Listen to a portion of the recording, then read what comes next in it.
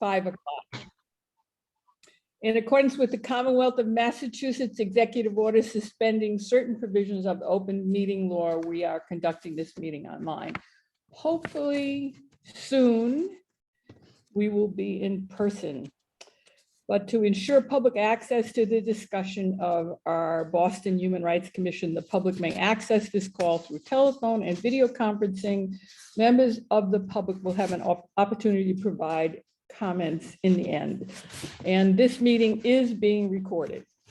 So we have agenda item first is the approval of minutes, 2 sets of minutes, December 15th and January 19th. So do I have any corrections, additions, or omissions of either set of minutes?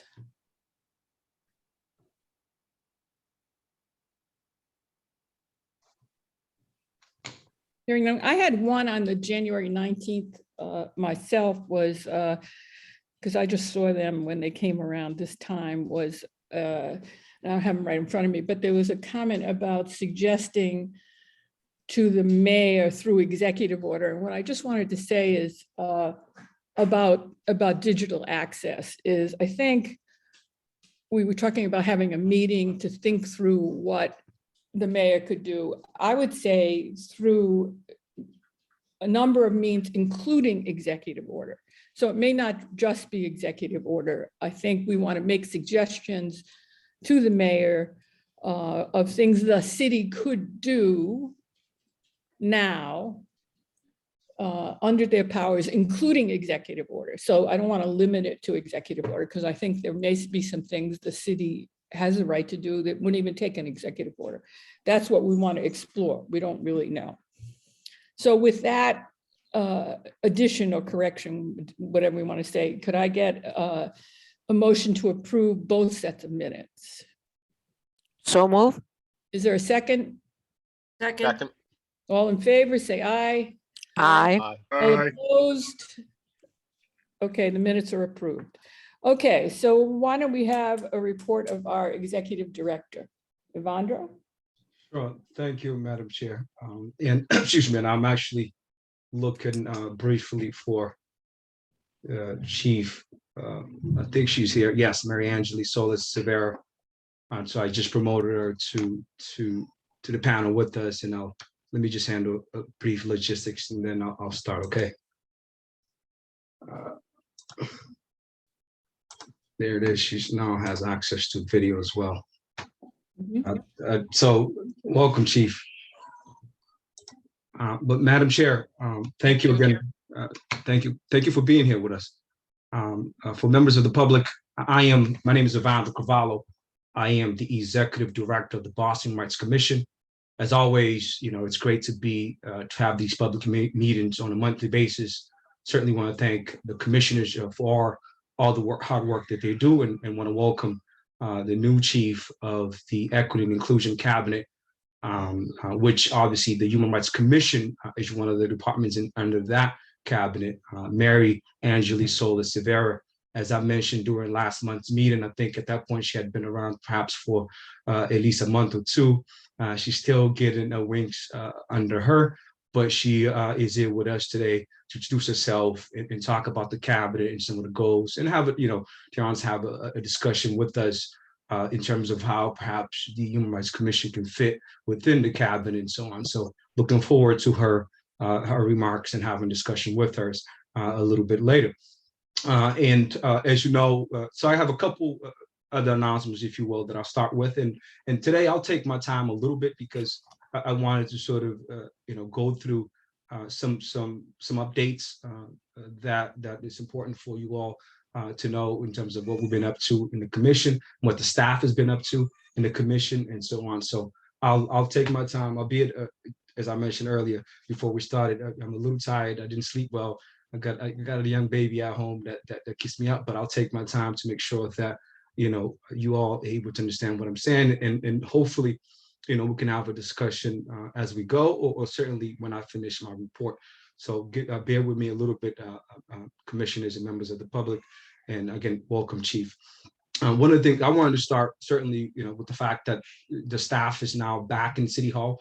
As you remember, last time I mentioned that the staff, not just the Human Rights Commission staff, but the staff, most of the staff in City Hall, due to COVID-19, have been working from home, except for heads of departments and cabinet and others. And I certainly have been in City Hall on a daily basis. I typically in these meetings try to come home and set up and get my double screen a little bit. And so I came home a little early to start this meeting with you all today. So as of Monday this week, the staff is back. We are in cabinet. The cabinet is in room 817, which is on the 8th floor, along with the other department in there is LCA, which is language access. After this, I'll give a brief sort of update on what the different staff members have been up to. But I wanted to start initially, sort of just check in this area in terms of the letters that we talked about last time. So, but not intended to have a robust discussion about the letters until later. As you know, a lot of the letters are tied to the different initiatives that we've been working on. So, but I will update briefly that on January 27th, I mailed the letter of support to the Judiciary Committee regarding the revamping of the hate statute. This is a letter that I'm sure you remember was suggested by Commissioner Annie about, essentially trying to get the legislature to change the statute to allow, to make it broader in the state regarding hate incidents happening throughout the state. I then, February 2nd, I emailed the letters to Comcast and Verizon. This is, remember, again, this is regarding visual divide and some of the data that we were looking for there. I emailed that letter again, February 2nd, and both the individuals, the government affair individuals at those companies have replied and said that they will get those information as soon as possible to us. And certainly by, I believe the due date that I gave them was March 6th. And same thing for BPD, the Boston Police Department. I emailed a letter to Commissioner Greg Long, as well as CC'd Michael Gaskin, who's the diversity officer over there, requesting, again, data about, the police reform and some of the work that we've been doing there. He immediately replied and said, yes, we'll get to you, get this information to you as soon as possible, and certainly by, again, March 6th. So, the next meeting that we'll have, hopefully we'll have a lot of this information to help us, guide some of the discussion in terms of research that we're doing. A couple, perhaps one more letter to add on that I didn't send to you ahead of time. Unfortunately, I neglected to do this.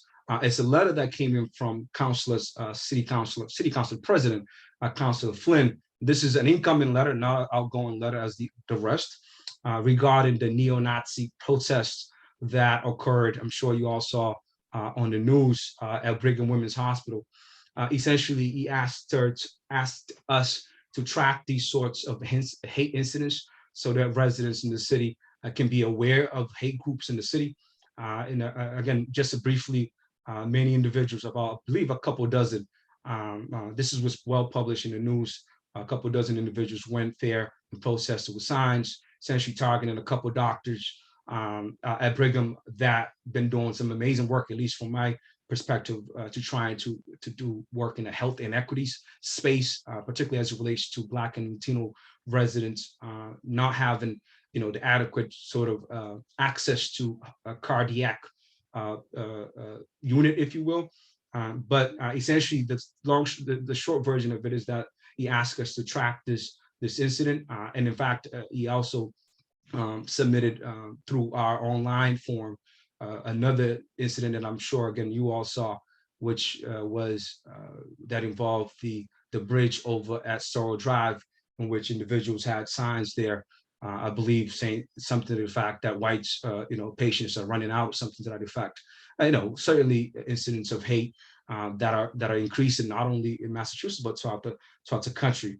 So I replied to him that that I will bring it up to you all and that we're tracking it, and I think this is obviously something to have a further discussion about what we can do in this space long term, other than collecting and certainly notifying and letting the residents know about these incidents. I think there's some work here to be done about perhaps a public campaign against hate, which something that I suggested in the past, which we have some funds that we perhaps can use for that. Okay, so again, I'll move on from this space. Can you stop there, because I'll forget if Sure. it would be in. So Counselor Flynn emailed me, I sent the email to you, and I responded to him saying that I would forward the email to you about this incident at Brigham and Women's, and you would be in touch with his staff. And what I'd like to know is, what was the follow-up? Did you get in touch with his staff Go ahead. or with the counselor? Yes, I did get in touch with the council. And The status of it now is hopefully that we'll have, a follow-up meeting to discuss it. And again, just this Monday, he on the 14th, which was a Monday, he sent another request. So I'm looking forward. I kind of wanted to bring it back to you all in terms of like some of the things that we can do together, as other than sort of tracking it. He essentially asked us to track it, which obviously I'm doing, and I told him that I'm doing. But in terms of, I kind of wanted to bring this to you all to figure out some strategy about what we can do as a commission on this, whether it's to put out a statement, whether it's to, again, do some campaign work on this space. But I did make the initial contact for now. because I saw him and he said he hadn't heard anybody from us yet. So maybe it didn't get him. Maybe there was a staff person. So I just say, maybe you better ensure that he knows that you Okay. contacted somebody there, because I didn't approach him. I ran into him somewhere and I said, because I responded to him and said, we got your letter. I copied Evandro Cavallo, our executive Mhm. director, and he will be in touch with you or your staff member. And so I said, I'm sure if he hasn't done it yet, he will. And he said, well, I haven't heard yet. So maybe he did, but I didn't heard. So I replied via email. Certainly we'll follow up, perhaps with a call to his office and his team to touch base, but I certainly replied with an email. yeah. So, and in terms of this issue, I think there are a few other things we can tie it with. One is, I heard from Leonard, our commissioner, early about this issue of the Starrow Drive and the bridge and the signs. And I think in terms of that, and in terms of some of the things that are going on with the protests around our mayor and the hate speech Correct.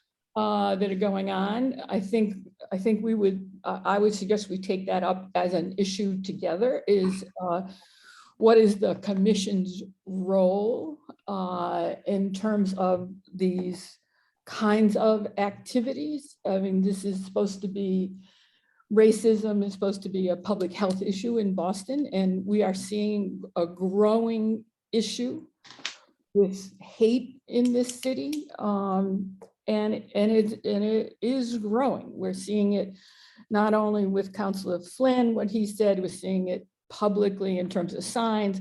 We're seeing it every day following the mayor around. And I think I said this to Leonard and one of the other commissioners is, so far we've seen the Black elected officials stand up and say something. I think it may be time for us to stand up and say something, that this is not okay in our city. So I think probably package those together with Councilor Flynn's concerns. And if I can back up while I still remember, because I'll forget by the time we get later in the meeting. You got responses from Comcast and Verizon in a letter, in an email, that they actually say Yes. This They was, actually- so I emailed them each separately, and Yeah. I attached the letter, and they both replied saying that they will get to it, essentially.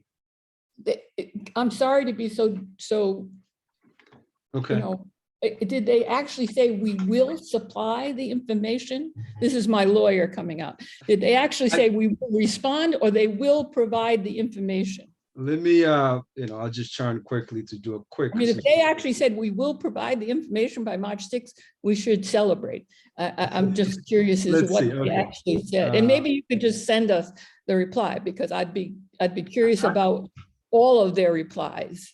I Or can is do it- that as well. I mean, I will say, for instance, briefly, that Verizon, Stephanie Lee, who is one of the people that came in one of the hearings that we had on this way back Yeah, when, she right. replied, "Thank you, Evandro. We will take a look at this and get back to you." Yes, that's what I thought.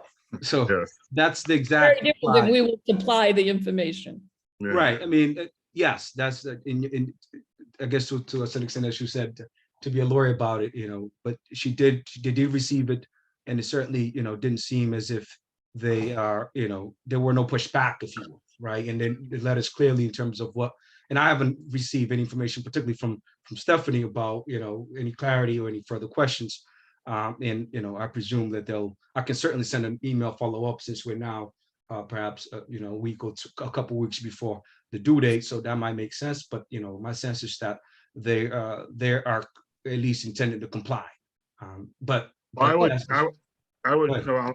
so Evandro, I would do the follow-up, because that sounds like a canned response that they do with any and everyone who sends something to them. So see if there's any way we can put a little heat under, or get some type of direct response from them. That would be tremendous.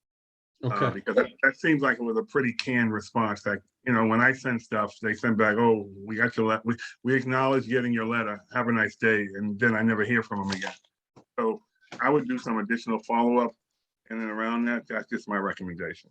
Yeah, I appreciate it. agree. And did both of them respond the same way? More or less, yes, yes. Now that I'm looking at the email exactly right now, yes.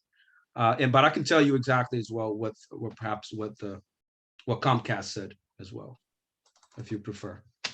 But it's Yeah, I certainly, mean, if they said, "We will supply the information," that's one thing. If they said, "Thank you for your inquiry, we acknowledge that you do it, and we will respond," that's very different than "we will supply the information by March 6th. let me, yeah, the Comcast woman did not say those words that we will supply. She also said, our exact words, I quote, "Thank you, Evandro. I'll review this and follow up with you as soon as possible." So neither one of them said, "We're going to supply you the information." No, I guess if in that frame, the one person that did say that will provide information was Commissioner Long from Boston Okay. Police Department. If his answer was clearly, and I can again find it briefly in my email. He was very actually came right back. Didn't even take any minute to reply, and said, we will compile the requested information provided to you prior to March 6th. So that's I guess that fits into your definition Right. of Right. Well, that's very different than the two providers. That's correct. Yeah, who basically said, "We acknowledge that you have a letter and you sent it to us."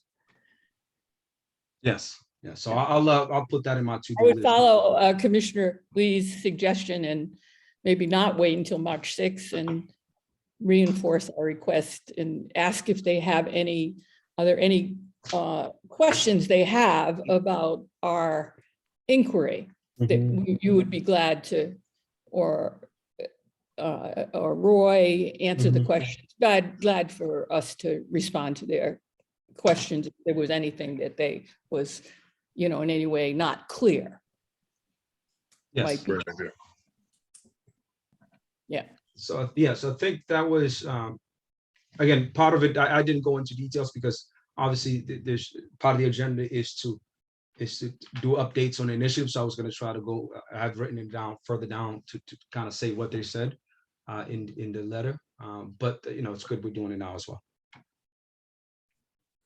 All right. What else, Evandro? So I wanted to again, I wrote down some updates in terms of particularly what the staff has been up to, some of the things that we've been working together on over the past, certainly since the last meeting. So happy to Sure. do that. Certainly we can talk about it. I can answer any questions further. Is that okay as well? Sure. Okay. So as I indicated, obviously the staff is back for the past 6 weeks, I think at least. They were working from home. And as you know, a lot of the staff that we have, other than Susan, perhaps, are new staff members. So for me, particularly as the director, I've been trying to find ways to build a team and build rapport with the team. So I've been individually having weekly meetings with each staff member, do a check-in on the work, on to check-in on what's going on in general, just chit chat. We had actually a meeting today, and we're going to plan to have bi-weekly meeting, the whole staff. And I will say that, certainly now since they've been back, with COVID decreasing, thankfully, hopefully it continues to do so. The staff is already having some ideas about how to build bond and build rapport within the staff, perhaps have lunch together. As you know, a lot of the staff, were born outside this country and eat different foods. So they're talking about joining each other's restaurants in the neighborhoods and so on. So I think it's going well in terms of building sort of the momentum with the staff. One thing that I kudos Susie, for instance, for doing every day, there is a quote of the day, sort of small board in there that Susan or others pick an inspirational quote to put there. And by the way, Susie has amazing penmanship. It's almost like a card. So I wanted to sort of start there with sort of just general sense of how things are going and what we're doing to build to build momentum within the staff. But then I wanted to sort of start taking a little bit of time to discuss each staff member and some of the things that they've been up to. And I'll start with Susan. Obviously, Susan has been around the longest, and she's currently our program manager. And she's serving as the main support, sort of executive support that we have. She is our HR personnel officer. She submits all the time sheets and handles anything that comes in, essentially from the administration side. She, for instance, she worked with the emergency management office to secure a PPE for all the staff as they were returning. She's handling purchase orders, which a lot of this is going to trainings and figuring out how to do these things. In fact, we're in the process to hopefully order some computers for the staff and a printer, which unfortunately we currently don't have in the office. She was thoroughly involved in the budget process with me. As you all know, she's strong in terms of supporting the staff, and also I feel like obviously she's the most senior person and almost a supervisor to everyone, and helps me with strategy, follow up with this with the staff. She's we are touching bases on a daily basis. And in fact, she's been working. I directed her to work with Quincy, who's the education outreach manager, Quincy Roberts. They are working on a couple of things together, including perhaps, and it's going to go, I think, in some of the spaces that we just talked about earlier, Chairwoman, about the hate incidents and some of what's going on with the AAPI community with incidents against the mayor and so on. They, as you remember, even before sort of the really uptick that's happening now, back in the spring, this is when Mayor Kim Jane was around. We did some listening sessions with the AAPI community, particularly within the city hall. So I've tasked them to start thinking about what we can do now, and particularly now that we have Mayor Wu, and in light of, to be honest, of what you just said in terms of some of the incidents that we're seeing, unfortunately, that's happening against the mayor in particular. So that's one thing that they're working together on. They're also working together on our pamphlet. We still don't have a pamphlet, and they're going to draft sort of like a base pamphlet about the department, and we'll obviously have a draft for you all soon to review and start giving input. And at some point, obviously, that's a pamphlet and brochure that's in office that we can distribute and put on the website and such. And finally, Quincy is working on a strategy, outreach strategy in general, about attended civic meetings in the neighborhoods, which he's already doing some of these. But I asked him to put a strategy together in terms of how to get our word out about the Human Rights Commission. Okay, Roy, I'll go next into Roy, and then in the end you can come back and ask me questions about particular ones. But Roy obviously is our research and data person. He worked closely, and so did Susan actually, in drafting it and helping editing and attending some of the meetings surrounding all the letters that we just talked about. He's also tasked to supervise our interns from UMass. And again, Margaret, and I know Reyes, you attended at least one of the meetings in which we talked with the UMass students about what we expect from them going forward, particularly in the research space. And I will say that Susan, for instance, is the one that sort of triaged the signing of the contract with UMass, but the contract is signed for these two students to be with us for this trimester. And finally, I early on, I asked him, which he's ongoing working on this, I asked him to sort of start drafting sort of like the final report, if you will, for the digital divide research, to go back to some of the meetings that we had before, to kind of just putting the story together at some point when we do able to finalize a report, so we're not behind the ball completely. Okay. Actually, the last thing I'll say about him, as you may remember, he worked prior to coming to us at Boston Public Health Commission. And the director there, Dr. Bisola Ijukuti, excuse me, who's the new director, and as you probably know, part of the mayor's cabinet now. While he was there, he created this platform, this dashboard, if you will, that collects data about COVID on a daily basis and helps them sort of report, which obviously we've seen some of the press conferences in which the doctor has been reporting what's going on. He created that dashboard, and the doctor reached out to me and said, he left and we don't have anyone doing this right now at the level that he's able to do, and asked if he's able to, if I can lend him to help. And of course I couldn't say no, knowing where COVID is. And so he's spending some time helping them over at BPHC with this stuff. Finally, the last staff member that we have is Amber Garcia, who's our investigator. Obviously, she's tasked primarily with handling constituent inquiries and intakes. She and I in constant communication. We meet certainly once a week, where she talks about the case, updates me what's going on. I give her feedback, I give her direction in terms of what some steps we can take. And I will try to be honest, I think this is going to be a little confusing, but I will try to give you a little assessment in terms of the cases that we received since December. So just you get a sense. But I certainly, it'll be tough to sort of talk about all these cases, okay? But I will say that since between December, which is I think the last time that I reported on these cases to you all, to now, February 22, 2022, our office has received a total of 5 intakes form submissions. And I will stop here to remember to kind of remind you that we have 2 principal forms on our website. One is a main intake form, which individuals can come in and essentially make a complaint about discrimination. And then we also came up with what we call an anonymous incident report, in which individuals can choose to not identify themselves. And this is where some of the hate incidents and so on can be reported, the stuff that's not necessarily discrimination and doesn't rise to crime. So we had five intake, and we had 10 anonymous incident reports, okay? And I'll try to give you, again, a baseline in terms of the breakdown of the intake. Again, the intakes is 5. 1 was based on gender identity, 2 on race, and 1 on prior psychiatric, treatment, and 1 unspecified, okay? And we have closed 4 of those.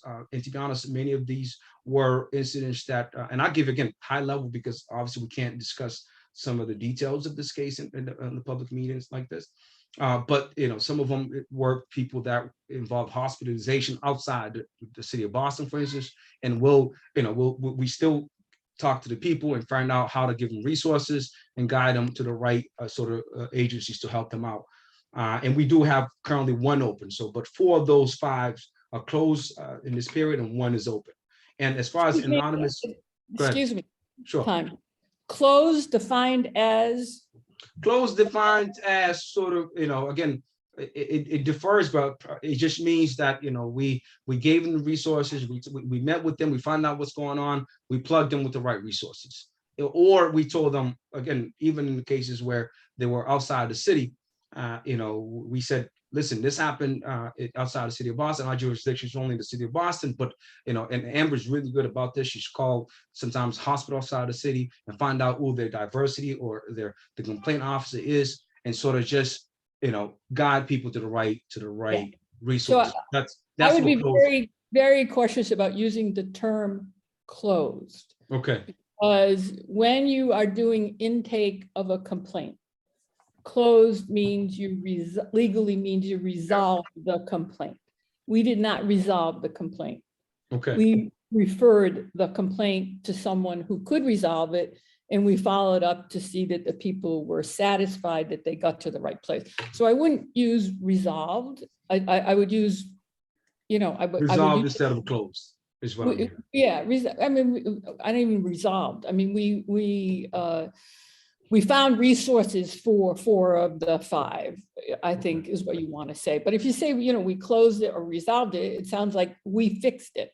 We didn't. Okay. We found the resources and referred them to resources they needed to do what they needed to do, whatever it was. But we didn't resolve it and we didn't close it. You Right. just say referred. You Referred, refer. yeah, referred. Referred, that's right. I was trying to find the right word. We I had a referred, quick question. yeah. Evandro, I had a quick question. One was, is there an issue with the staff? Because No. I'm thinking of these things, these initiatives, which are great. But is there an issue or something going on that stimulated that we need to do this or whatever? So- It's great, but I'm just trying to figure out, was there something going on? What do you mean? I'm sorry. No, normally in the environments I've been in, we do different initiatives to build team building and stuff like that. Mhm. But it's sometimes it's generated by some activity, some negative activity within the team, or what people are feeling a certain way. So my question to you is: was there something going on where you, as the supervisor, said, "Hey, listen, I need to put some things in place because I'm noticing some whatever." Yeah, I mean, tough question, to be honest. I thought you were referring to the incidents, right, which is totally separate. So you're talking more going back to staff, if you will. Is that what you're talking about? Internal. This is totally internal. Yeah. So I mean, I think obviously, I think some of this perhaps we can get into. I think one of the lawyers might have mentioned this to me, the executive session to discuss some of this stuff. But there's certainly, in light of COVID, in light of them being at home, there's certainly some staff sort of issues, if you will. I don't know how to best put it, if you will, but Well, I think it's important that if there's some staff issues going on internally, that the commissioners need to be informed as quickly as possible, because we're here as a support, not only to the commission, but to you. So it becomes really important if there's some internal stuff going on, that we should be aware of it and in terms of being proactive than reactive. So that's why I asked the question, because, I heard what you said. I think it's great. I think it's wonderful team building, but then it made me think, was something wrong or something broken? And as you're sharing right now, I'm getting the sense that there is. So I think we need to follow up on this in a little more detail, so we can be we can be informed about what's going on. That's really, really crucial for me as being a commissioner. And I know I can't speak for my fellow colleagues, but I know with the commitment that they have on this board, they care about the people who are working for us also. Yeah, I think Lenny, Yeah. you speak for all of us. So, and that was one question. The other question was Yes. the loaning of our bread and butter. Our data person is our bread and butter. He substantiates virtually everything that we do and as we go forward. So I would really like to know the agreement that you put. I work with the doctor over there at the Boston Public Health Commission, because everybody knows I'm a public health guy.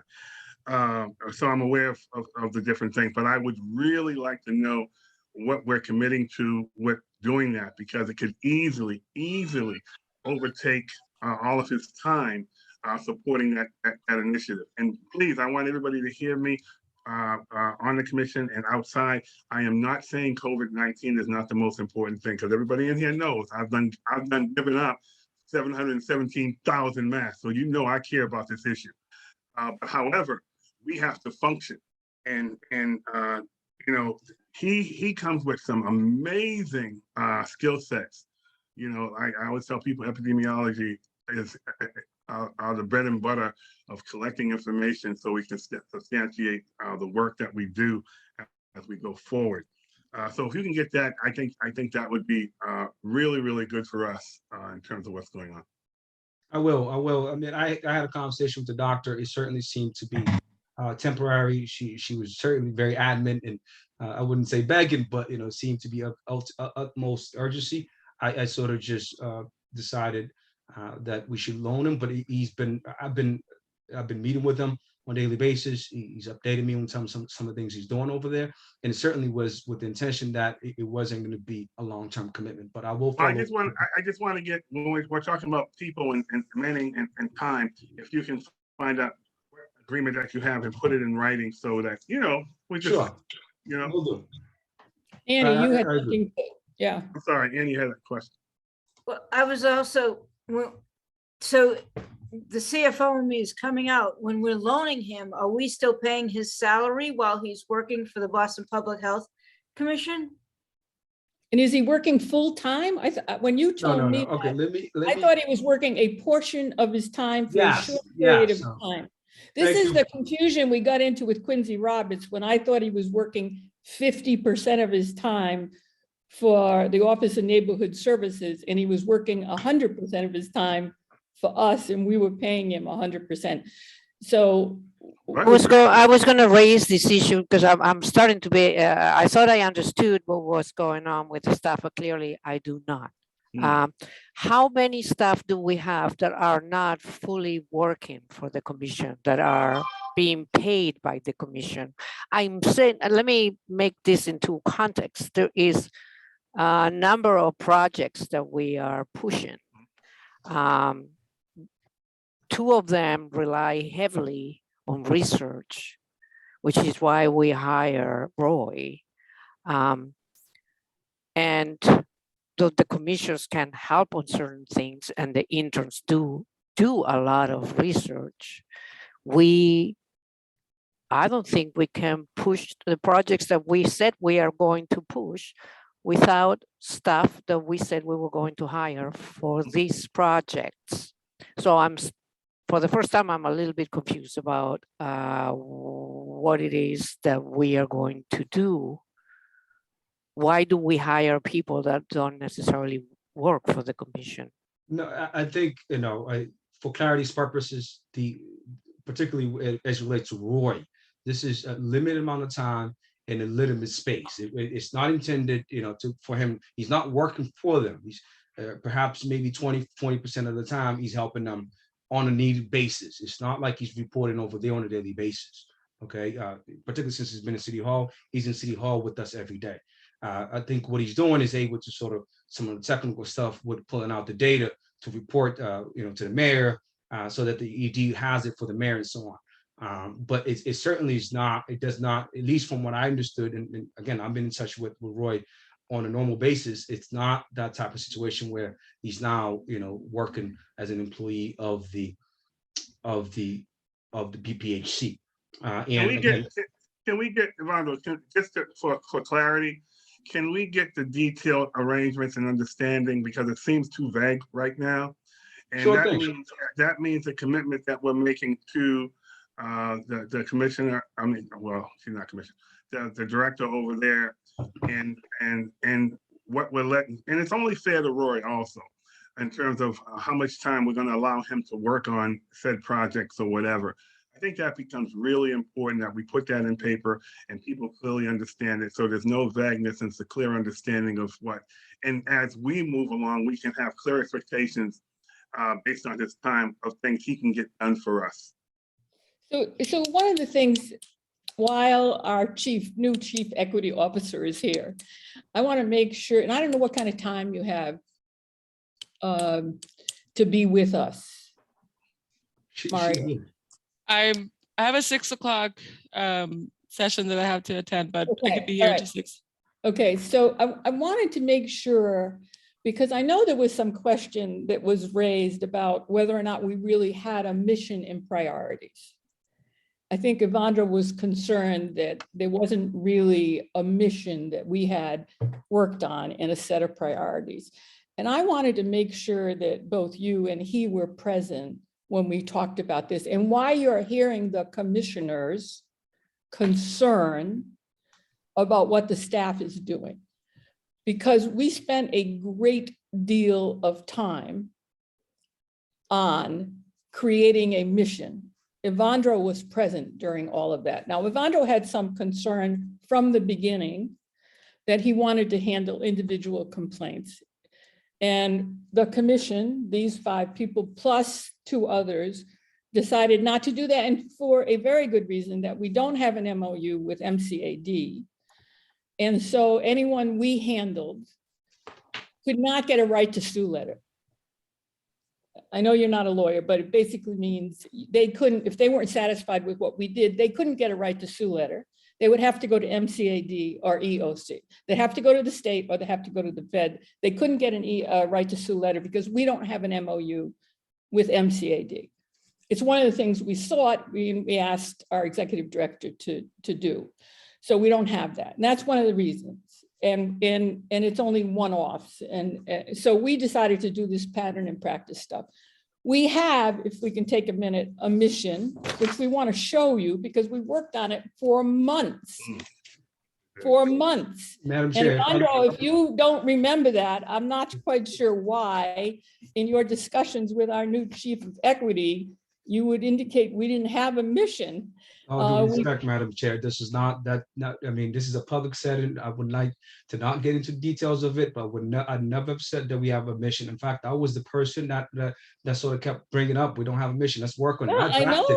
know, you So, were pushing us to So do a I'm mission. not sure, you know. And what I the- think you should take what some the- of the credit for the reason we have a mission. I and am, so I'm not Well, sure. let's look at it because I want to make sure everybody's on the same page here. We have a mission, it's on our website, and we have a set of priorities. And I think what you're hearing from the commissioners is the mission is easy to find, it's on the website, but also the reason you're hearing the concern for the commissioners, and if we can pull up and they're from you, Evandro, pull up the Yeah, set of All due respect, of Madam Chair. I'm not sure. priorities, you're gonna I hear. typed up the priorities. I'm Can not I sure finish, how. please, for a Go ahead. minute? Evandro? Go ahead. Pull up the set of priorities that we finished last year with, you're going to see that there's where the concern comes from in terms of our anxiety about getting some of these working.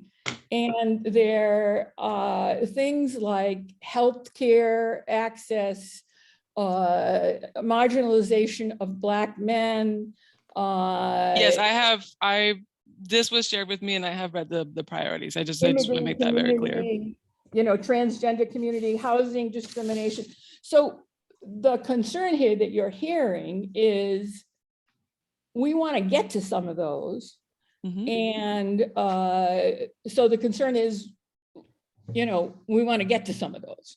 And so it's, I think as you heard from some of the commissioners, it's not, we don't want Roy to help out in terms of what is going on with the Health Commission. It's just, you know, what's happening with all these other things that we're anxious about. And we work so hard talking, working out a mission and working out priorities, eliminating some together as a group. 7 of us and our executive director. We don't want to start all over now, and we want a plan. Okay, what's next? You know, we still have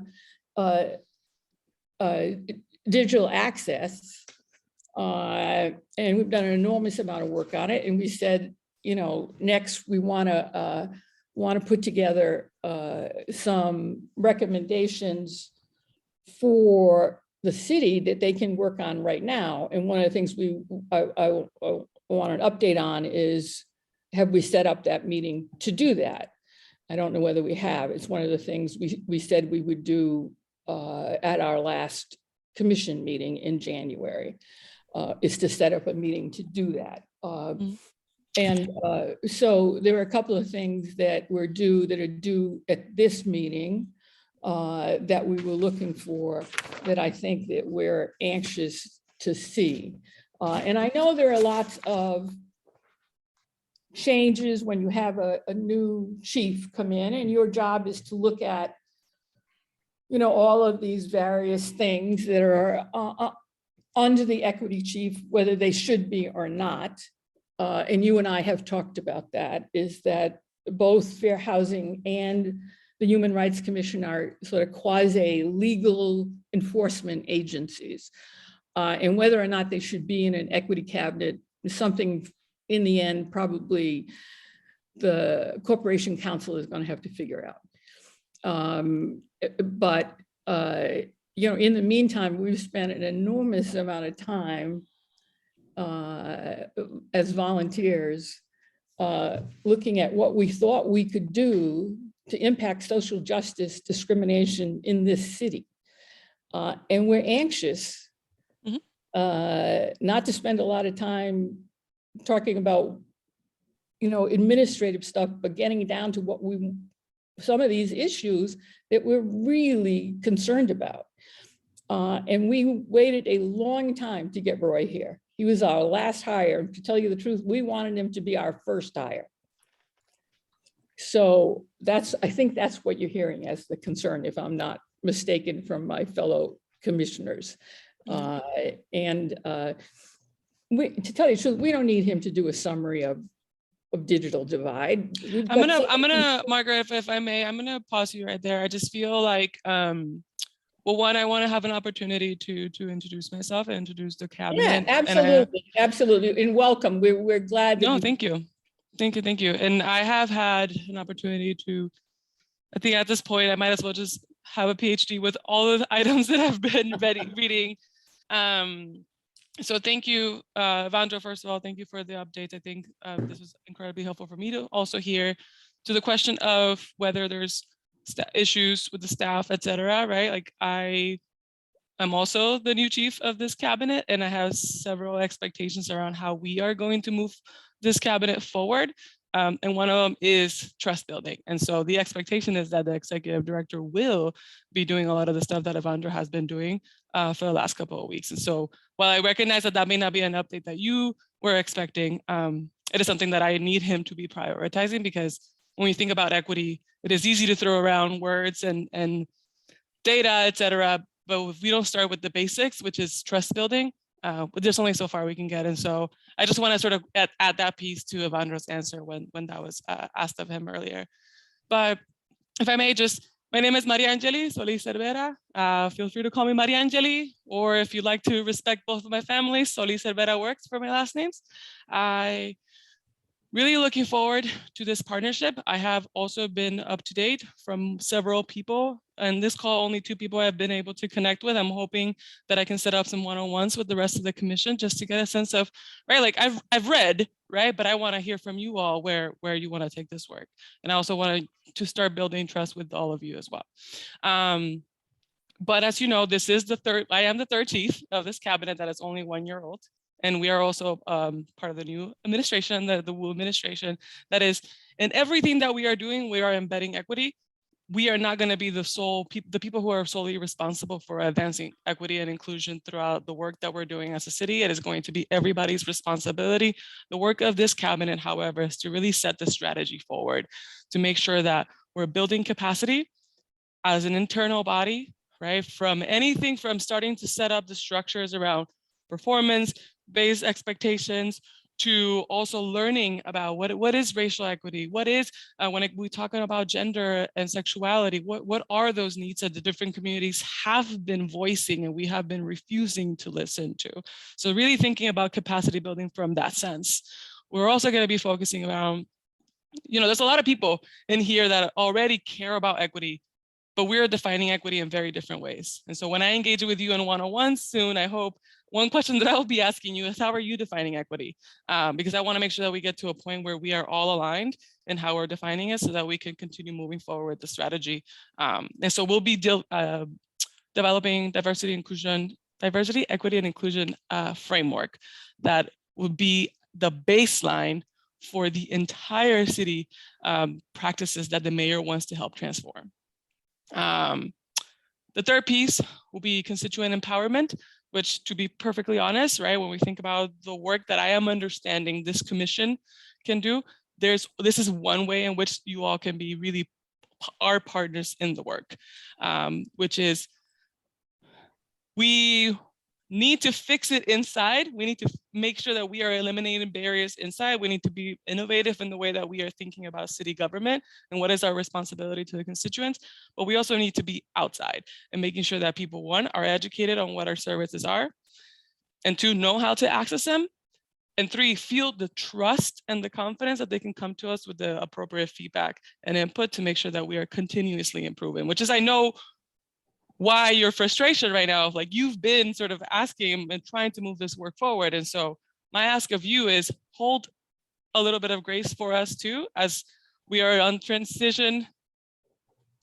Administration number 3, chief number 3, Evandro and I will be working, and there will be a lot of expectations moving forward as teams have not been collaborating with each other, have not been in alignment with the rest of the cabinet as well. And a lot of things will be implemented in the next couple of weeks and months. And honestly, this work is forever. And then the last piece strategy that we're focusing on is obviously on accountability and transparency, which again is where I see this partnership really playing a key role of what does it look like for us to not only focus on the inside, what do we have to do in here to make sure that we are more accessible and equitable to our communities, but how can we use some of these bodies, to your point, I'm not an attorney, but I'm learning that we can be really using to apply social pressure to the people who are not supporting our constituents in the way that they need to be. And so that will be on not a step forward because it's not a linear process, but this is something more of like, you'll get to know me. My approach is very much about trust building first. It's also about building the safety networks that our communities need to have, including our employees, which is why I started very strong with the expectation for Evandro is that he is going to continue building trust among his team, because that's how the cabinet is going to move. We're going to be a model of what it looks like for us to be deliberate about really building something that is systemic, not just for this administration. And so one last thing I'll say from just the mayor's messaging really for this cabinet is we're going to be really helping lead the work forward around transforming city practices, right? You hear the mayor say this on and on again, we're going to be a city for everyone, including people who belong to our beautiful multi-racial, multilingual, multicultural, multi-generational coalition. And so I'm going a little fast because I wanted to make sure I get that out there, just so you all know, one, who I am and where I'm taking this cabinet alongside all of you. But I am going to ask that you hold a little bit of grace to this new transition. And I know that equity cannot wait. However, we want to do this correctly. We want to do this in a way that is sustainable, so that we do not lose talent, so that we do not lose people who are really committed to the work. And so I'll pause there. I see 3 raised hands. If people want to ask any questions, I'm happy to answer them. Well, it wasn't a question. Good seeing you again. And See you. everything you said, I live and breathe it. That's my breath. I was asked to be on this commission because it was a body that could really help the downtrodden, those who are being exploited, not having access to, things that they should have access to, being treated, marginalized, et cetera, even to the point where we're a body where the city is doing that, we would go after the city. We would go after anyone who's doing something bad to people. So that becomes very, very important. As I'm listening to Evandro and yourself, I'm hearing like there's something wrong internally that I am not aware of. And it's very disturbing to me because I've committed a tremendous amount of time to be on this commission. And I feel like I'm out of the loop in a conversation that's being talked about. And I have no knowledge of it whatsoever. So I'm a little disturbed by that because I know me and the rest of the commission is, if anyone is being marginalized, beat up, being treated unfairly, we would be the first ones, because every one of these commissions in their own right are community activists like no other. I mean, they kick butt, and they have a history of kicking butt for those who are taking advantage of people. So I'm a little disturbed that there's something going on internally that we have no knowledge of. I mean, I'm speaking for myself right now. I'll let other commissioners speak for themselves. And it's a little disturbing for me. And I really, really think that's a problem, because we're here to be part of a solution. And everything you said, that's what I breathe. So I embrace you. I love you. I think this is what we should be doing. Mayor Wu is my girl. I love her to death.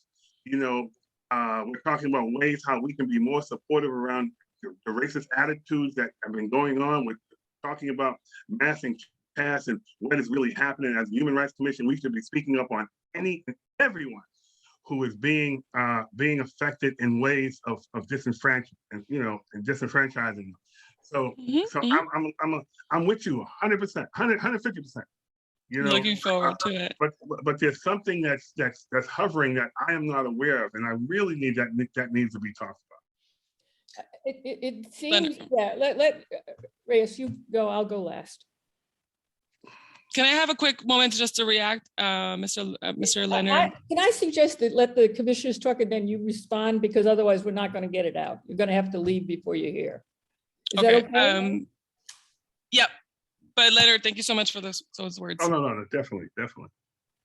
Oh, Chief, I wanted to say bienvenida and Gracias. thank you for your service. It's tough. It's a tough service, and we are doing it also without pay in our case. But just to put a little bit something on the back of your mind for when you and I talk, and I would love to have a meeting with you. What does equity, how does equity relate to discrimination? Because the job of this commission is discrimination. So let's think about how we can connect and make that connection very clear so that we can all pull pa'lante, you know. Adelante. Thank you. Annie, did you have something, or Robert? I just wanted to thank you for coming tonight. I don't know you. It's nice to meet you. As you know, I just want to echo what Leonard said. This, when I was asked to join this Human Rights Commission, it was one of the most proudest moments in my life, because it is something that I've worked on through various ways, through my work and my volunteerism. And I agree with everything that you said. And we want to be the best Human Rights Commission that we can be. And so, our concern around staffing was, we had all these plans, we did all this work, and we just want to make sure that we can move that work forward. And it's that's what we care about. And just making sure that that hate is called out in Boston, and that when there is a pattern, that we can actually, we have a lot of power, that we can actually do something about it. And we spent a lot of time on the digital divide, and we've got, I think, 4 reports that we've done. I don't know if we need another report, because I think we have what we need, and we have a case now. So just, I think we're all in this together, and we just, want to move forward and do the work. And we understand it's a new administration, and I've known Michelle since before she ran for office. So we're really all in this. Yeah, and a lot of us have known Michelle a long time. Thank you. So I would just say, the trust that seems to be missing is with the commission. That's the way it feels, is that you got a group of people who have spent their lives working on these issues. And that's what seemed, I think we all feel like, yeah, of course, we agree with everything you said, except the understanding of what our job is. Our job is defined by protected classes and discrimination. That's our job, is discrimination and protected classes. And to get the trust of the community, we have to be seen as independent, because no one's going to trust us if they think that they can't complain about the police department because you could tell us not to do that.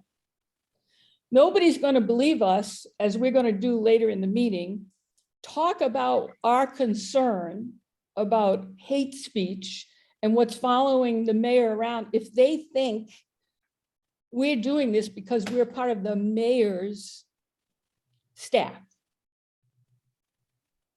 We're saying we're not doing it because we're part of the mayor's staff and we work for the mayor. We're doing it because we're the Human Rights Commission, and it's our responsibility as the Human Rights Commission, not as the mayor's staff, to say something about human rights and protect the rights of all the citizens.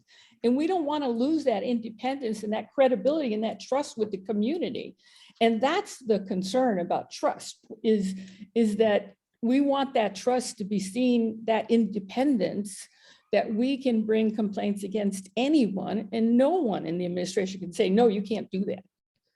just like we want to protect the mayor, we want to do it with our independence. So I think we're all on the same page, but we're probably running on little parallel tracks.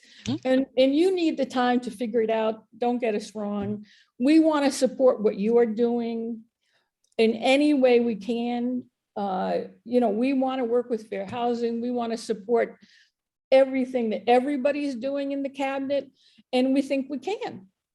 I mean, anything you run against, you think belongs here, that somebody needs to do something, you know, significant about, we want to hear about. One of the things bringing people together can do is, where are the real problems? Where are the impactful? I mean, what makes the biggest difference? You know, is it housing?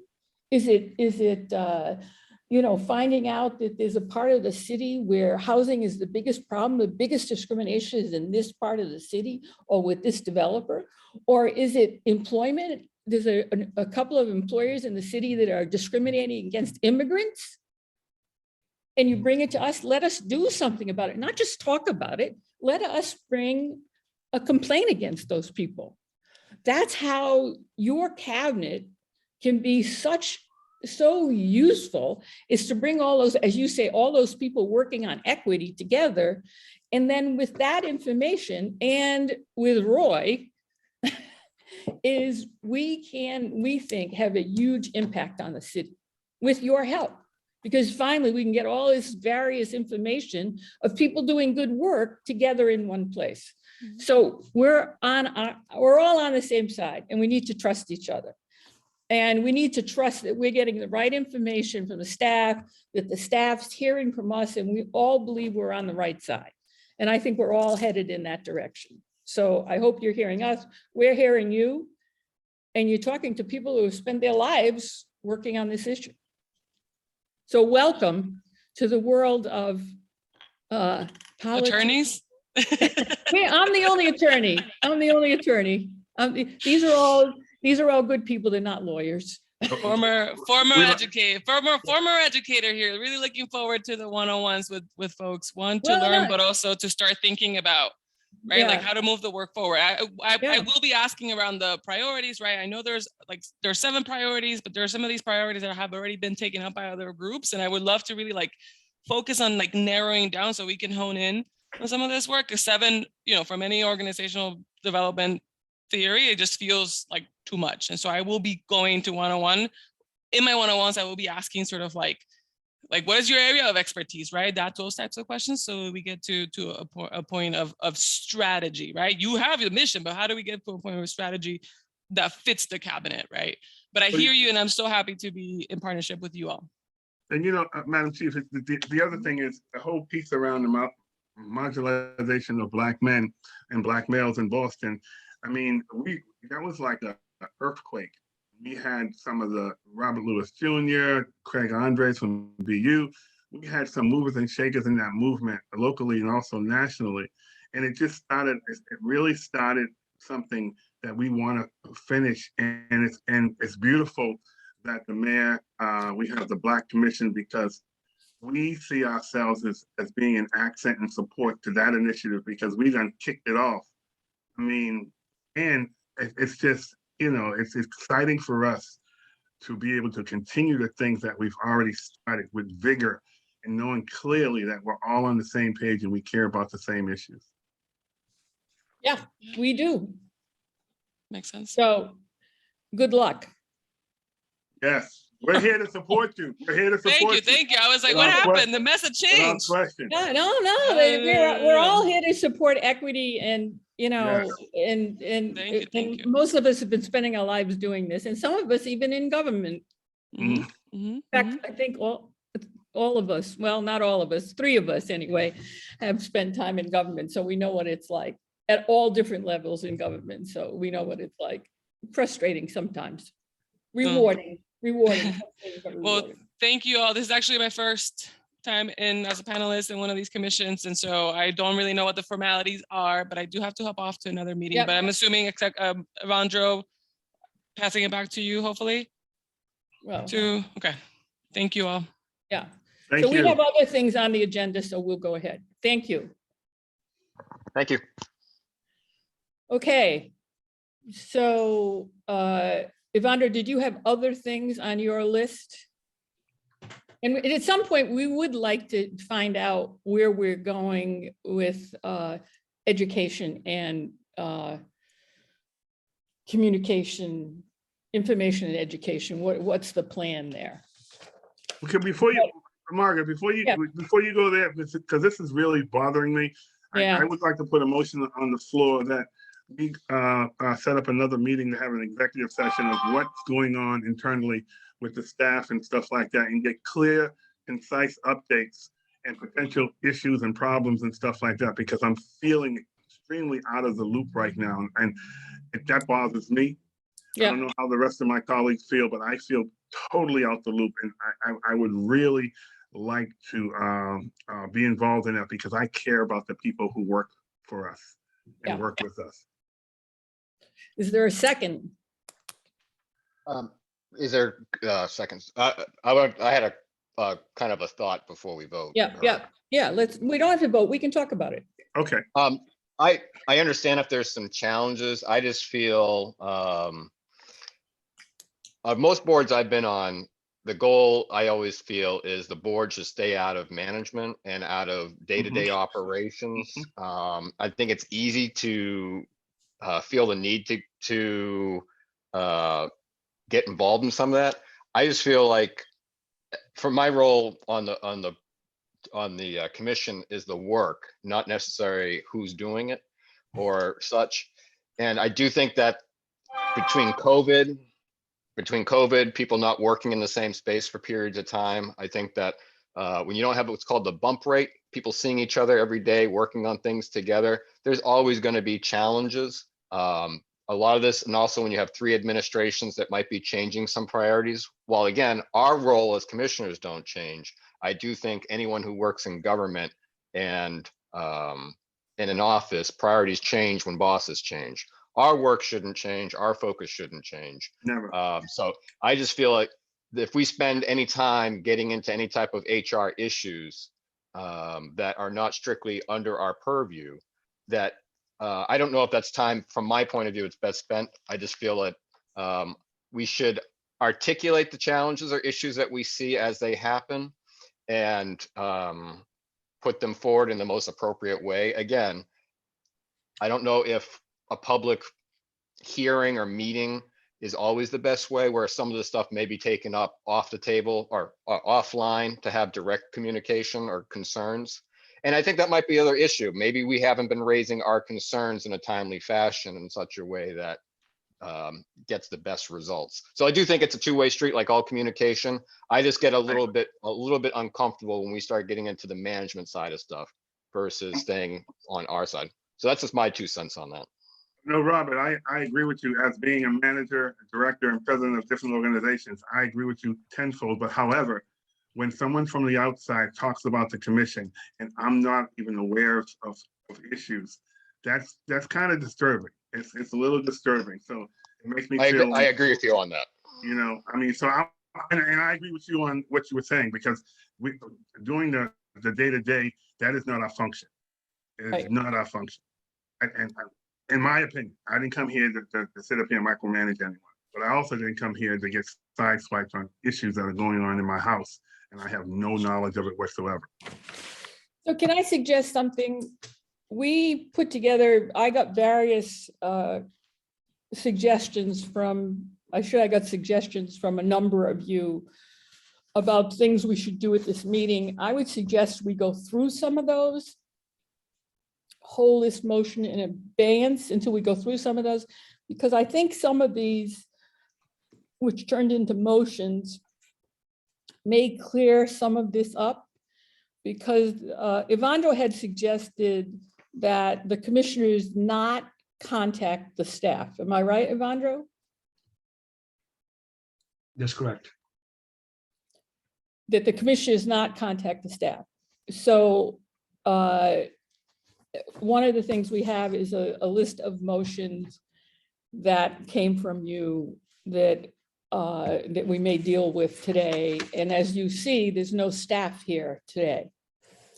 And one of the things is we have no contact with the staff. You know, I've had a hard time getting stuff like the letters that went out. And responses. It's taken me a couple of weeks to get the letters to all of you that the letters went out. So that's been a problem. You know, there should be somebody designated as the board person that anyone can go to say, can I have a copy of this? Can I have a copy of that? And get it directly. You know, can you get a copy of the minutes? Can I get this? Can I get that? Because our executive director has suggested that he be the only contact on the staff. I thought Susan did that. Early on, she was always a direct contact. I mean, Susan helped me with anything I needed, changing.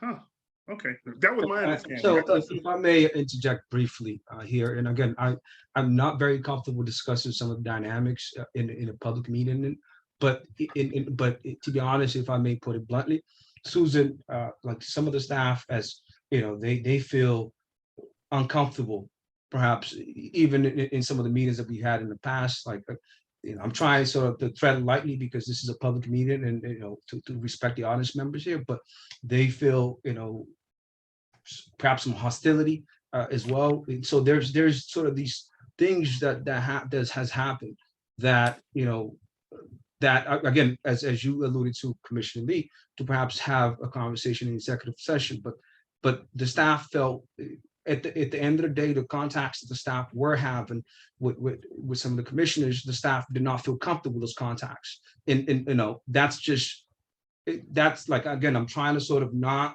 dive into this. As the ED, obviously, I'm here. I'll stand and try to articulate it as much as I can. But there's been contact with the staff where you know, the staff is sort of not feeling very comfortable. Well, I want to interrupt you because I think you're right. I think because we're in a public forum, I think, Evandro. Like, I'm not, you know, I really don't want to sort of. Because a lot of this is new to me, and it's very disturbing to hear the little bit that I've heard. And as being on the commission, I think we need to set something else up so we can get informed and get up to date of what's going on, because there's been some accusations in and around people feeling uncomfortable about folks who are on this screen.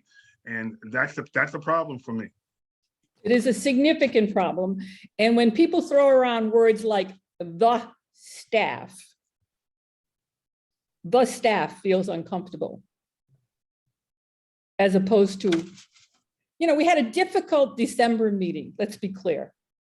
Because there was a person who was brought forward that we didn't know, we thought he worked for someone else. We found out he actually worked for us. He had a project that we never approved. We didn't know anything about.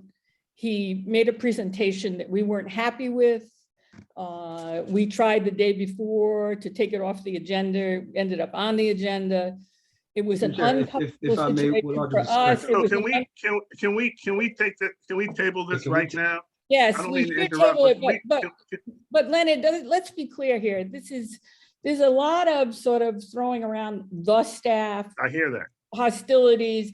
So let's be clear. This came, you know, this was a December uncomfortable meeting, and everybody agreed it was. If you remember in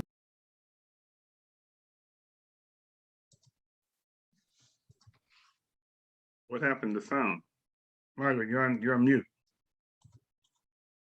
Margaret, you're on mute. Yeah,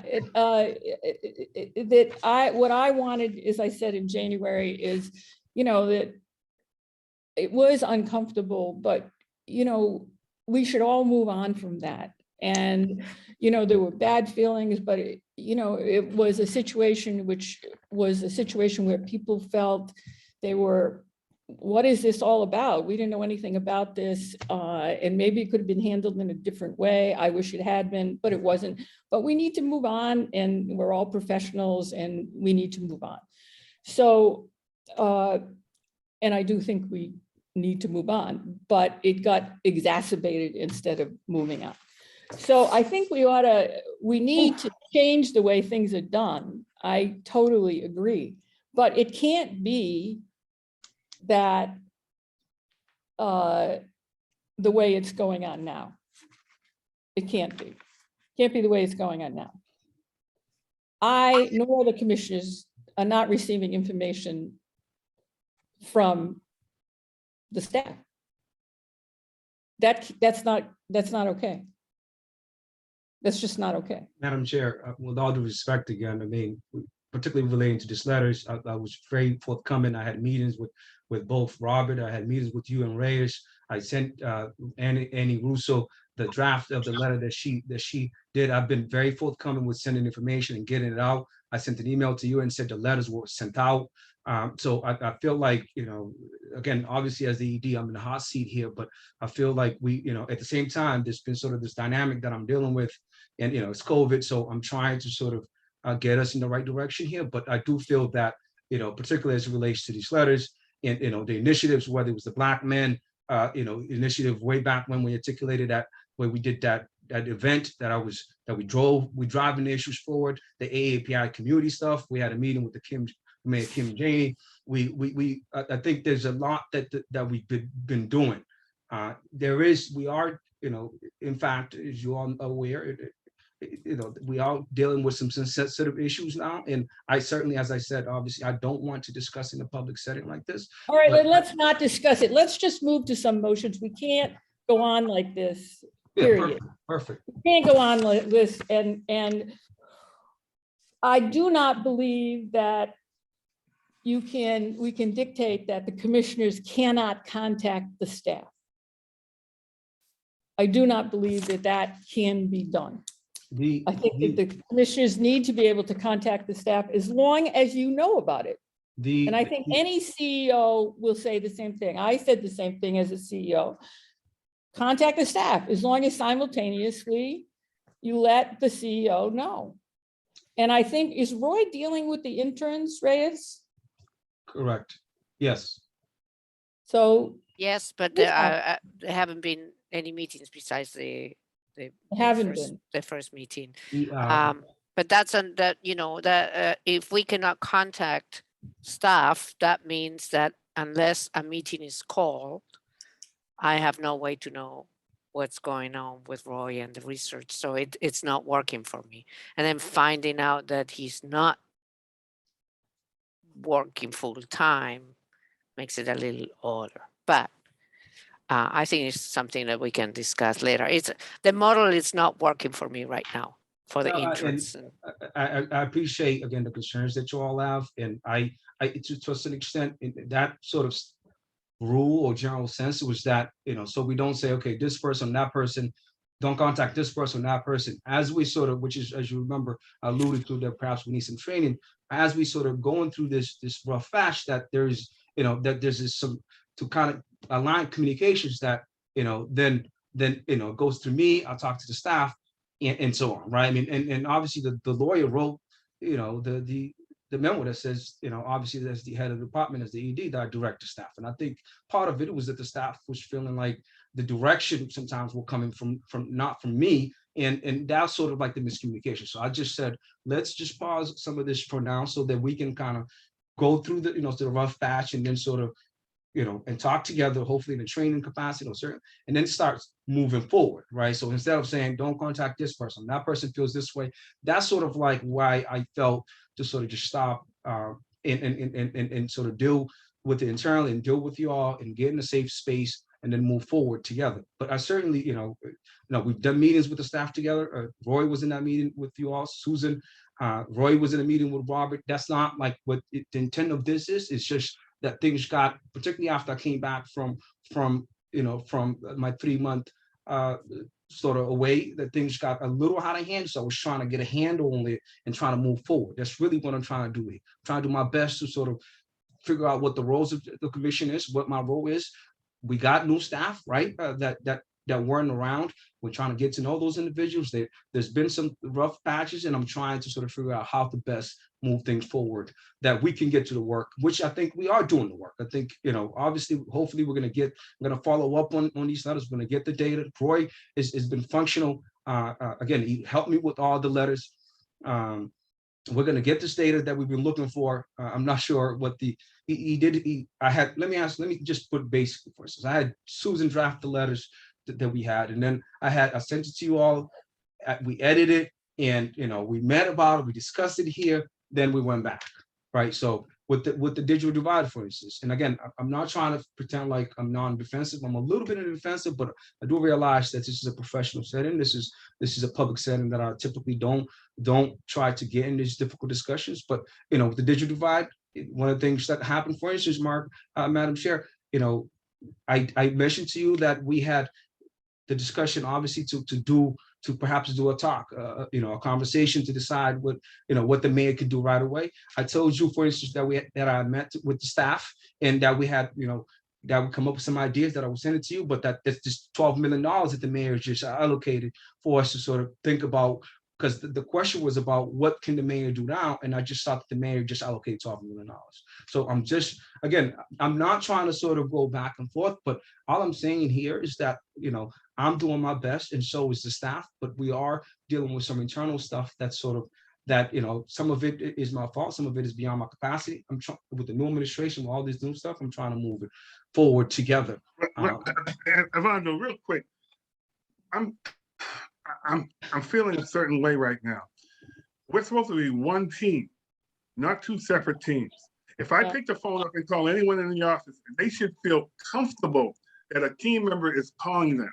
And they can pick the phone up and call me to pick my brain around certain topic matters I have. It's one team. It's not Evandro's team, Margaret's team. No, we're all here is one. And we need, above and beyond anything, initiatives, this and that, or whatever, we need to come back as a team, because we're dealing with this as a team. Correct. And if that's a problem and it's on the table, we need to make that a priority, because we cannot function with an Evandro's team and a Margaret's team. I only use Margaret because she's the chair. I assure you it's not like It that. has to be one team. I don't want to get nitpicking and saying this and saying that. We are professionals. We are in the height of COVID. We have a new administration. We have a lot of opportunities, and we cannot let, and I call it what it is, foolishness, separate us. And externally, people will see that and see that we have no power and or authority to move anything, and will be viewed as a joke. And I did not put my hand up to the clerk and swear in to say that I want to be a joke, because it's very, very important as we go forward. Annie, I'm sorry, Annie. no, Thank you, Leonard. So I think it is about trust, and trust between the staff and the commissioners. And I think that we need to build that trust, as it's not going to happen in a vacuum. We all have to work hard on it. And I suggest that we have a meeting with the staff.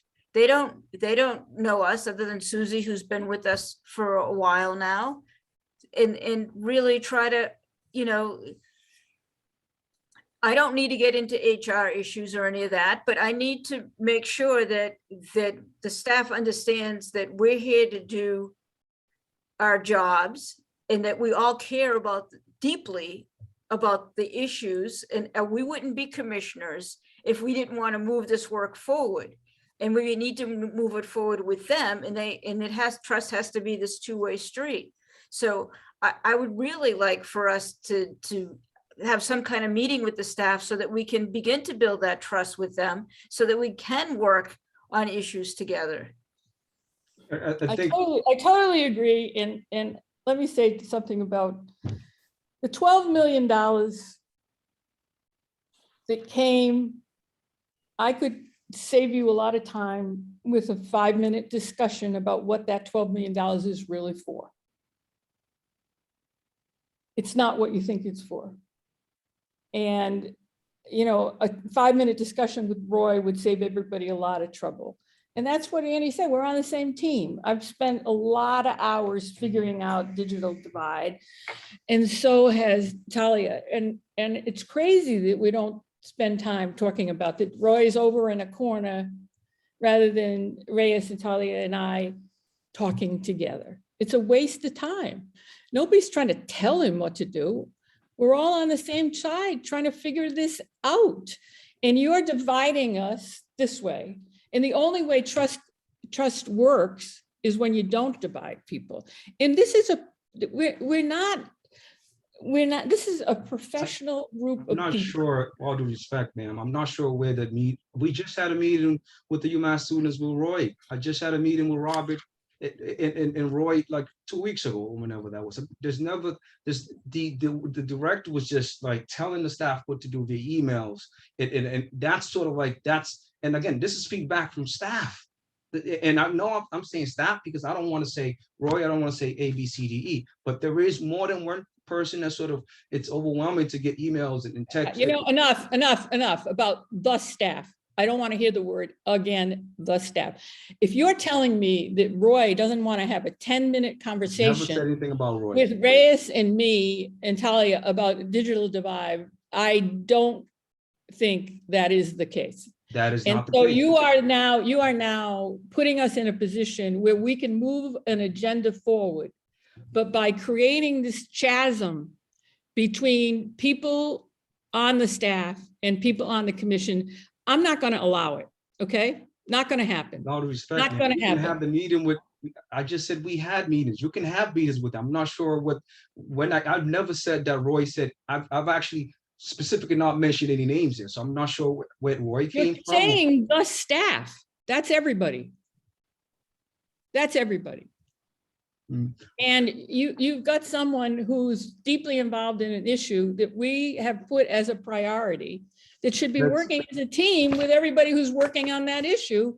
And you put this chasm of these, whoever they are, the commissioners and the quote unquote staff.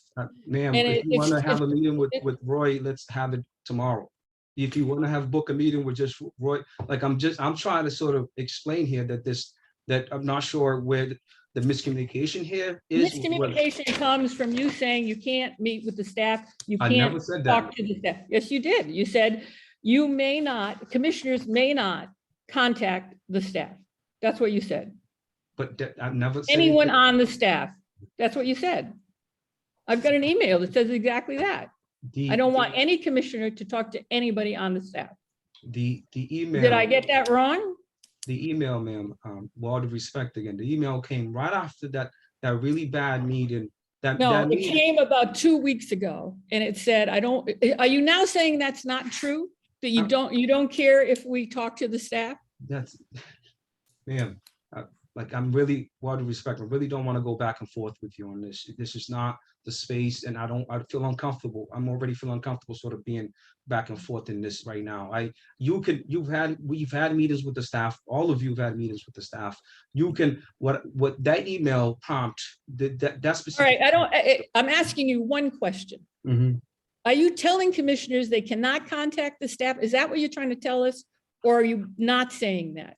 Ma'am, you can do. Yes what or you- no? Just you can answer the do what you question. best. I'm sorry, ma'am. I'm not gonna get in that space. All right, then let's make a motion. Let's clarify this up then, because we can't live like this. We cannot live like this where we're on one side and the staff is on the other side. I think that, and I also think that staff ought to attend all the meetings. I think we ought to get written reports from the staff and they ought to be present to answer questions. I think we have to make one unit. And the only way we're going to do that is to get to know each other. And to hear what we talked to the chief equity officer about today is the things we care about, not about this itty bitty, the staff is afraid, the staff is. Well, can we I make a don't want to motion? hear any of that. I mean, I Can we want make- us to be together. Can we make a motion to that effect, Margaret? Because I think making a motion, that's what we would like our executive director to do. And if we vote on it and we have a quorum, we vote on it, we can make that happen. Yeah.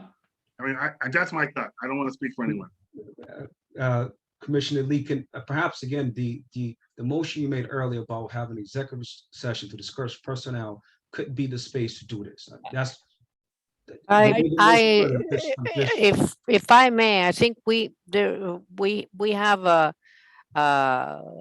I think a couple of motions that we could entertain regarding this issue that shouldn't be controversial at all. So we can move on to the next topics. There are a few other things that we need to move on before the end of the meeting. Would it be okay if we start Sure. on motions? Yeah.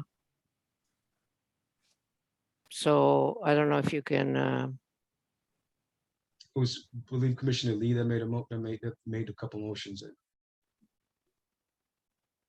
You might be having technical difficulties perhaps. I think I can.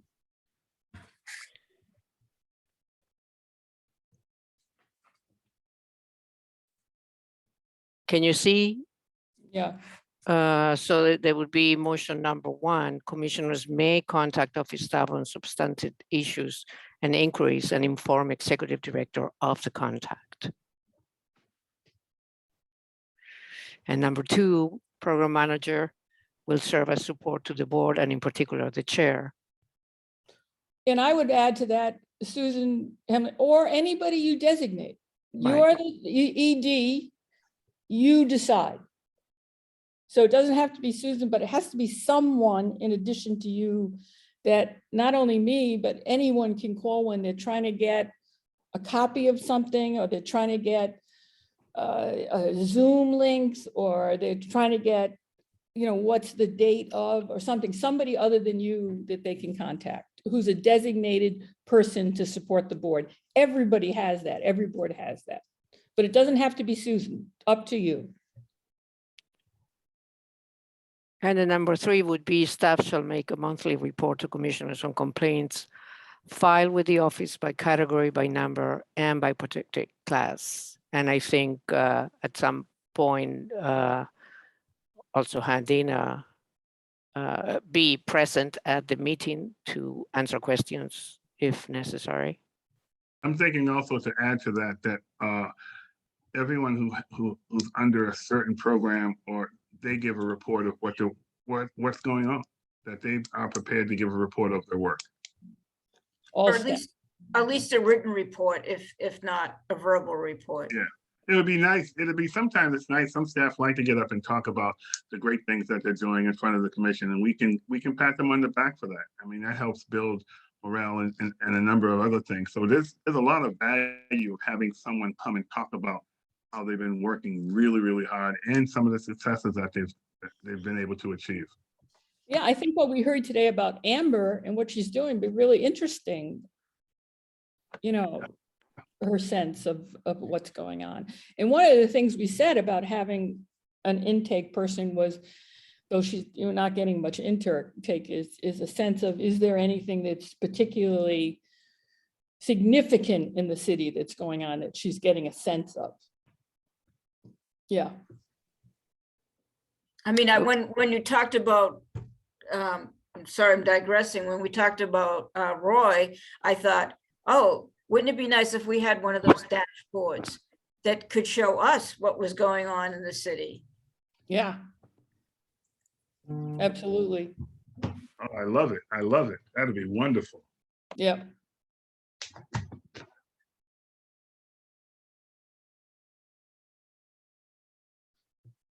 Okay. So do you want me to continue or just Yeah, these go 3? ahead. Yeah, let's talk. The commission's link on how to file a complaint of discrimination or harassment shall be published prominently on the city's main website. That's Yeah, what I found out when you I first was- go in. Yeah. We talked about this, is there's no, you can't find us on the main website, Yeah, it's hard to find how to find it. file. Mhm. right? Number 5, interns research paper, final and summaries approved and recommended by faculty supervisors shall be published on the commission's website. And the commission shall seek an MU, a memorandum of understanding with the Massachusetts Commissions Against Discrimination. This is what somebody brought this up before. So those are the 6 that are ready for vote. If people want to discuss, we can discuss them. I think that's great. So Grace, are you making this as these as a motion as a group and people? You making these as a motion? We could make them as a motion if people don't have, if people have friendly amendments, we can enter Right. them, or Or we can Uh, take one out or. we can add- take 3 yeah. out, whatever we want to Yeah. So- do. I would just like to, maybe we change the language in number 2, so that Evandro can appoint the person that we communicate if it's Yeah. not gonna be Susan, so a designated person, so that we're Yeah. not naming Susan. I agree. Yeah, that- yeah. I That's agree. a good Yeah, idea. I agree. A board represent, a staff member who represents. Staff the liaison board. to the To the commissioners. board, right? Yeah, And the other suggestion was, I think that staff should make monthly reports to the commissioner, monthly, well, Leonard, you said something about all staff should make Yeah. reports to the commissioners. And I think be present at board meetings to answer questions or something. yes. Yeah, And I think that'll be a twofold for us because it really gives an opportunity to build trust and build momentum around relationship. and the relationship, yeah, and the momentum around, people doing great work. I mean, Yeah. Having the commission say, hey, that's super, we really, that means a lot. Yep. Yeah, and it doesn't mean that it's certain months, this could be one project that's really highlighted and we spend more time on the work that the staff has been doing, but Yes,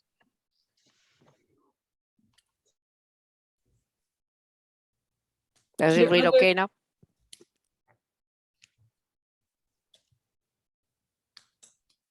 All right, so you take these as a hold. Is there a second, second, Annie? Yeah, I second. okay. So discussion.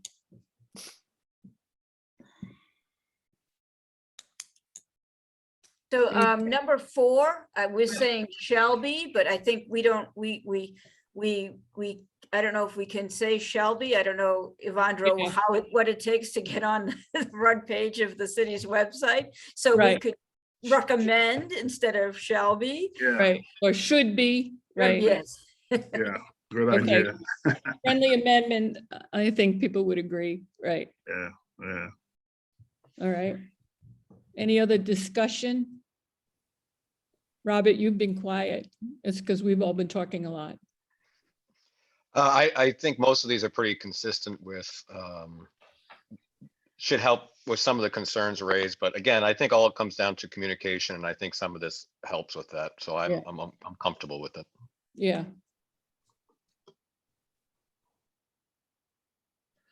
Any other discussion? Oh, but I think that number 6 is very important, and it's right here down here, but I think it's something that needs to be done pretty fast.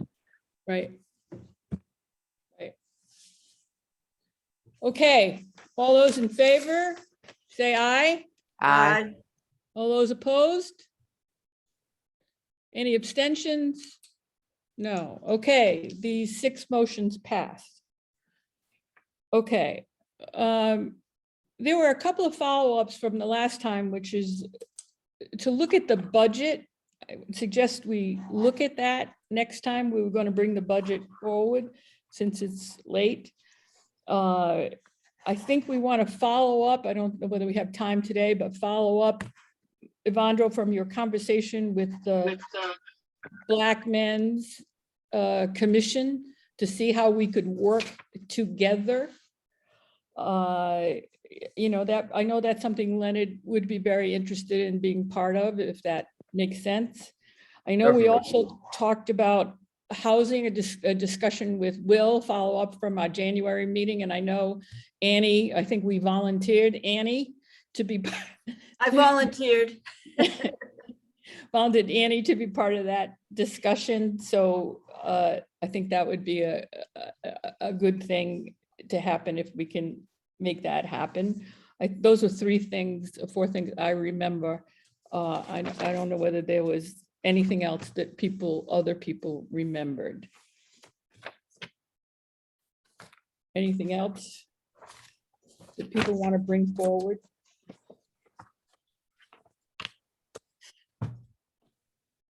Yes, no, maybe.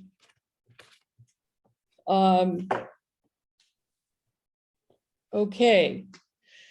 So members of the public will now have an opportunity to ask questions. Oh, the one thing we wanted to do, which I forgot, is that we wanted to talk about the issues around hate speech and our concerns about what's going on with people following the mayor around. And it's not about, I forgot my paper. It's not about protests, let's be clear. It is about hateful, racist, misogynist comments. That it is about what's happening with what City Councilor Flynn brought forward. It is what's happening to the mayor, with the mayor everywhere she goes. I mean, if the Boston Globe can't put, has to put a blank in the paper before her name, because that's what people are calling her, and can't even print it, it's so hateful. There's something wrong. This city is a city where we've said we will not tolerate racism. And we are a human rights commission who believes in human rights for everyone and civil rights for everyone. And we are being here now seeing every day, at Brigham, where people feel they can come and say these things to these doctors who are doing, good works, and are being sought out by people to call them terrible names. And we are seeing a mayor doing everything she thinks is right, whether you agree with it or not. And we're saying people have every right to agree with it or not, but being called racist names and hateful speech in a neighborhood where the impact of the protests are impacting the whole neighborhood. And one of the things is, what is the impact on the neighborhood? Are people fearful of violence from the protesters? Are they fearful? What kind of impact is it having on that neighborhood? So the question is, I think, there are several things. I know Leonard or somebody brought this up and let other people talk about it, not me here, but others, is that, should we just make a statement? Should we have a hearing? What should we do? I mean, what I said earlier, hours ago when we started this meeting, is, so far I've seen a statement from the Black elected officials denouncing this. I haven't seen a lot of other statements. And I think that the Human Rights Commission, at the very least, should make a statement denouncing this kind of hateful, racist, misogynist speech that we're seeing, almost daily in this city. And the question is that enough? Does a hearing make sense? Does it bring attention to this in the right way, or give it more credence? I don't know. I'm asking your opinion and on this. Yeah, Robert. This was an issue I was going to bring up. So my concern of some of the rhetoric that has been reported both in the media and on social media and such is the connection between, is it coordinated? I believe, and its outcome. How does it affect people? Clearly, everyone has a right to free speech, and I think we need to be clear that no one ever wants to affect that or stop someone from speaking or freely expressing their opinion. The question becomes when in public forums, both in residential communities and possibly we could argue in a more appropriate format when they're at someone's place of work, when the language starts creating an atmosphere of uncomfortability or someone doesn't feel safe. So I do wonder if we should have a possibility for us to start reviewing this and kind of keeping tabs, because the assumption is that all these parties or all these incidents are happening in silos. My concern is that the city of Boston, there is some type of underlying coordination to discriminate, to create a hostile environment or for people to live and work. I do think that clearly the Boston police are most suited to deal with the in the moment situation. Maybe we should have a hearing and have them discuss their approach to doing handling these interactions. I don't know if they still do, but at one point there was a community disorders unit in the police department that handled civil rights. Maybe we should have them in so that we as provide a public forum for people to understand what everyone's role is in terms of making sure that everyone stays safe and rights are respected. I think that we could have the ability to, again, raise and put attention on some of the stuff. There can be a strategic way of thinking about if this would give more attention to people or a format to air such disagreements in yet another forum. But I do think it's important that the city of Boston and us as a Human Rights Commission go on record that this isn't acceptable, and to highlight our ability that people can go on record and make a complaint. Again, while the mayor may live in one house, a two-family, all the people who live there and as her neighbors have the right to peace and quiet or tranquility in their house without feeling threatened. And if there are groups or individuals who live on that street who are part of a protected class, they have rights that need to be documented if there's concerns, and advocacy so that they can follow the appropriate regress if they feel unsafe in their own homes because of these actions. And I know some of this gets very, very touchy, but there is a clear line. And I'm concerned people are getting very close to that line frequently. And there needs to be a way to kind of document and start the discussion. So hopefully no one crosses the line. But I do think we should all go on record. And I do believe that more elected people and more people in positions of power and authority in the city should go on record and just simply say, this is not what we stand for. This is not acceptable.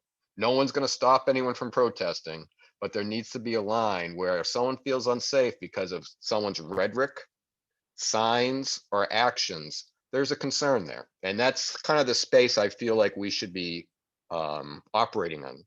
And there's different ways to go about this, but clearly in this year of 2021, young children on a street shouldn't have to walk down the street and feel unsafe because other individuals feel the need to put such rhetoric. And I don't want to justify it by going into the terminologies as such, but creating a hostile environment for people. And I do think we should think about both the impact, the pattern, and the practice, as we brought up before, of how these are connected. So I do think that if we had a hearing, start putting some attention on this, but also documenting it and making sure that all parts of city government are looking at this one unified way so that everyone is safe and all rights are respected. So just a thought. I agree with you 100%, Robert. And COVID has warps time for us. So it's actually 2022 now instead of 2021. But I think at the very least, a statement needs to go out soon. That we should not be tolerating hate speech in our city. And I do struggle with, if we have a hearing, is it just going to amplify those voices? And, this is something I've struggled on a personal level. I thought, oh, there should be counter protests at Mayor Wu's house, but no, that would just make it worse because it would just give them more media coverage. So I do like the idea of documenting it and seeing if there is a pattern in practice of a group of people that are doing this. Yes. Yes. Adding to what Annie just said, there is something called an incident report that the Human Rights Commission in San Francisco agreed with their police department to. So the San Francisco Police Department, every time they pinpoint an incident report, a hate speech, hate report, they will communicate it with this form, with this particular form, they will communicate it to the Human Rights Commission. And then the Human Rights Commission was able to map it. So if you would like, I could gather some information about this and pass it to you for your consideration. And then see Yeah. whether we can do something similar and start mapping the incidents. I think that would be great. I think it follows up with what Robert said about documenting these incidents. You know, the thing that happened on is it the BU Bridge that, or Storrow Drive, where there was some flag, something. Narrow Drive. Storrow Drive. You know, and then all the places they've been following her around, and now they'll be following us around, you know, so I think that we ought to make a statement. I think that the Human Rights Commission should make some statement. And I would hesitate on the hearing for now. And I think we need to think about a strategy of how we document this. And I think, Reyes, about looking at what an incident report and how San Francisco did this would be. I'll get you the information about it. Yeah, well, why don't you get it, send it to Evandro, see Okay. what they can do. I will. Maybe Amber could take this on as a project. Maybe she could even get it from San Francisco and see how other cities do this. This is something that other people probably dealt with, right? In terms of hate incidents. And also, is there other cities documenting these kinds of things? Is there other ways that we could learn about how to do this? You know, this is her job, right? So maybe she could take this on as a project. And maybe she could talk to you about it, Reyes. But I think this is the kind of thing that she would probably enjoy working on, as opposed to just individual things. So should we try to craft a statement? Should we try to craft a statement, or what do you think? Yes? I think we should, but not tonight. Oh, no, definitely not tonight. So Evandro, do you and the staff want to take a stab at drafting a statement? Yes, ma'am. Okay, so why don't you do that, and why don't you get it to us by next Wednesday? Does that work? All right. And why don't we ask the commissioners to sort of respond to it? We can sort of respond to it in a rob to each other, sort of respond all by next Friday and get this out. Okay, does that work for everybody? Okay. Yes, and if it could be in a Word document where we could put in our comments. Yeah, not in a PDF, in a Word document. Because I'm terrible with PDFs, turning them into Word documents, and then I have to go to Reyes and she has to fix them.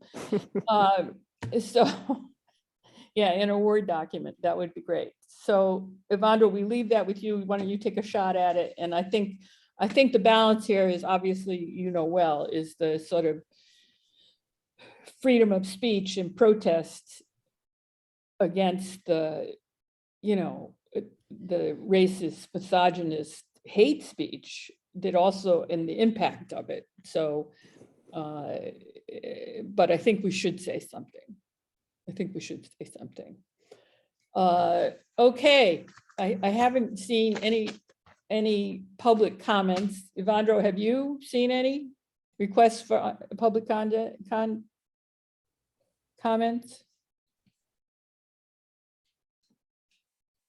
At this point is when we typically ask members of the public, I guess, to they can use the function to raise their hands. They got, there's the raise hand, and then I'll promote the person to ask a question or make a comment, or they Right. certainly can put in the chat as well where we can see it. So Right. that's typically what happens now. Yeah, I did do that, but then I moved back to talking about something else. But in the meantime, we didn't have anybody No, we didn't have anybody show up, right? No, we have attendees. There's folks. Right. In fact, there's Yeah, been so if 20 there is somebody who wants to make a comment, you can do it in the chat. Or you can press, if you're on the phone, you can use the raise hand in the on the Zoom, or you can send your questions via email to evandrocavallo@boston.gov. Evandro.cavallo@boston.gov would be the answer. And our next meeting is March 17th, St. Patrick's Day. And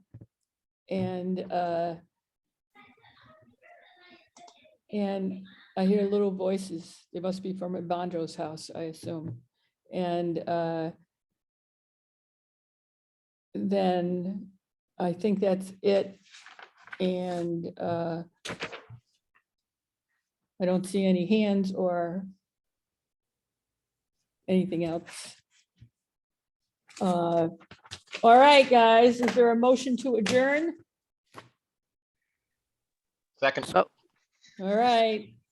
Good night, everyone. See you on March 17th. We'll see Evandro's letter by next Wednesday. Let's respond quickly so we can get this out, and ask Amber if she wants to talk to Reyes about this, that would be great. And see if she can look around and see if she can see other people who have documented these kinds of things, other human rights commissions, and see if we can do what we need to do. And I would think, Evandro, this is something you want to let Councillor Flynn and his staff know we're doing, so he knows we're responding to his inquiry. Okay, good night, folks. Good Thank you, night. everybody. Bye. All right.